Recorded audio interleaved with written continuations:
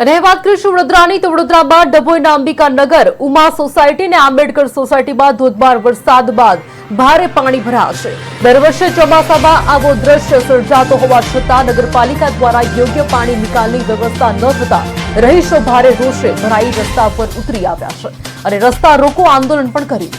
Chief officer અને નગરપાલિકા પ્રમુખના ઘેરાવ બાદ સ્થાનિક આગેવાનો અને પોલીસની મધ્યસ્થીથી આંદોલન શાંતિપૂર્ણ રીતે સમેટવામાં આવ્યું છે।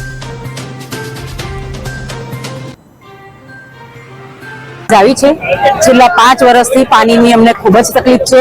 વારંવાર રજૂઆત કરવા છતાં કોઈ સોલ્યુશન નથી।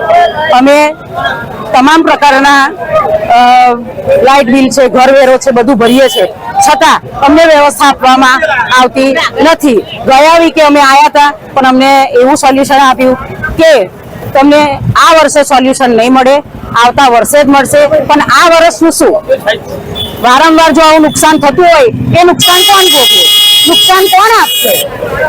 આજે લેડીઝ આજે ઘરમાં કામ કરીને તમે જોઈ આવો કે કેવી પરિસ્થિતિ છે। પાણીમાં એટલા બધા દેડકા આવે છે, એટલા બધા સાપલિયા આવે છે, રાત્રે ઊંઘ નથી આવતી। 3 વાગ્યાનો વરસાદ પડે છે અને સવારે 8 વાગે વરસાદ બંધ થયો છે।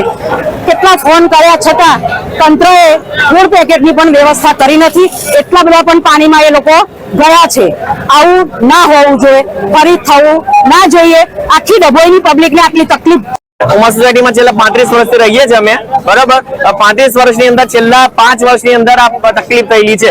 રોડ આ છેલ્લો કેવડિયાનો જે રોડ બન્યો છે 4 લાઈન રોડ, એની લીધે અમારા ઘરમાં તકલીફ થઈ ગયેલી છે, પણ અહીં અમે એનો ઉપર ઉઠાવતા નથી। પણ અત્યારે છેલ્લા 15 દિવસની અંદર 3 વખત ઘરમાં પાણી આવી ગયા છે, બરાબર। એ પાણી આવ્યા એટલે ગ્રાઉન્ડ ફ્લોર ની અંદર ઘૂંટણ લગીના પાણી ચાલે છે, બરાબર। હવે ઘૂંટણ લગીના પાણી ચાલે, અડધી રાતે 3 વાગ્યાના અમે જાગીએ છીએ।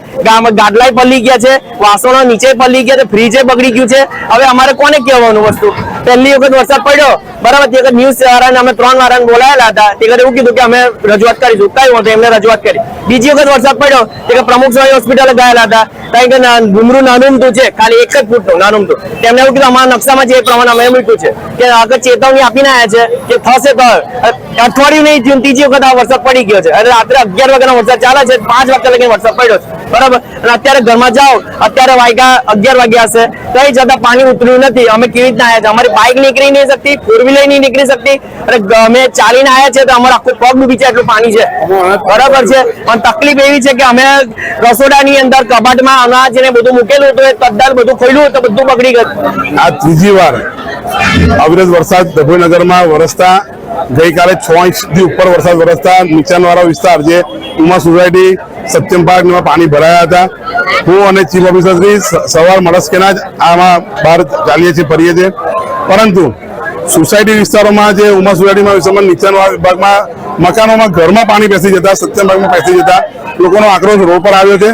જેના અનુસંધાને અમે મૌખિક ચર્ચા કરતા એમને એવું કીધું હતું કે સિંહ ચોકડી બેલસાથી સર્કિટ હાઉસ જે લાઈન પાઇપ વર્ષો જૂની નાખેલી છે એ બેસી ગઈ છે, જેના કારણે પાણી અમારું સ્લો ગતિ ઓછું જાય છે, તો એ તાત્કાલિક અમે તોડી આપો અને અમે પાઇપ ટેમ્પરરી નાખી આપો, જેથી કરીને પાણી અમારા ઘરોમાંથી જે ગંદા પાણી જે છે નીકળી જાય। તો અમે એની કામગીરીમાં અમે કામગીરી કરી રહ્યા છે। સાથે સાથે એમાં પાણી રાઇઝિંગ લાઈનો બી જતી હોય, પાણીના સુપરવાઇઝર મહેશભાઈ સાહેબ ઉપસ્થિત રાખ્યા છે કે ઓછું નુકસાન થાય અને કામગીરી સરળતાથી વહેલી પતી જાય।